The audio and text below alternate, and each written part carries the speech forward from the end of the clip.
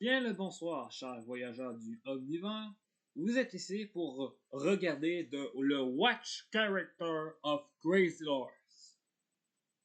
Nous allons commencer par le Chevalier de Diamant, le grand protecteur de la région de Tyrell. Pour pouvoir bien saisir le personnage du Chevalier de Diamant, il faut que je vous explique le comment et le pourquoi que je l'ai conçu. Le Chevalier de Diamant a été inspiré grandement de Minecraft sans aucune évidence de son armure en diamant, puisque ça fait quand même un sacré bout de temps que je l'ai imaginé. Je l'ai ressorti du placard quand j'ai découvert les Chevaliers d'Émeraude d'Anne Robian. Oui, le Chevalier de Diamant, en gros, c'est un bagarreur.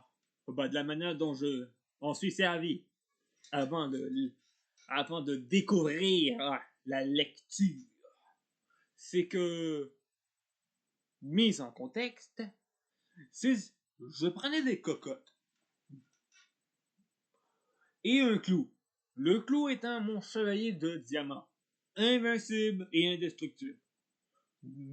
Il y arrivait qu'il y ait des cocottes plus ou moins dorées à l'œil nu pour moi. Qui étaient les chevaliers d'or? Ces acolytes. Eux peuvent mourir. Ah! Ouais, je sais.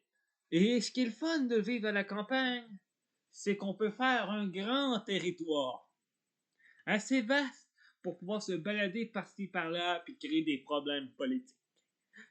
Qui se finissent généralement par un grand massacre. Une guerre par-ci, une guerre par-là. Comme un fou. Dans ces guerres, il y en avait du monde, même si la moitié de l'armée est massacrée. Va savoir pourquoi. Les cocottes, il y en a beaucoup. Donc, une armée infinie contre une armée infinie. Ouais. Pas vraiment. J'avais beaucoup d'imagination là-bas à cette époque-là. Mais il faut aussi le dire, c'était sanglant. Ouais.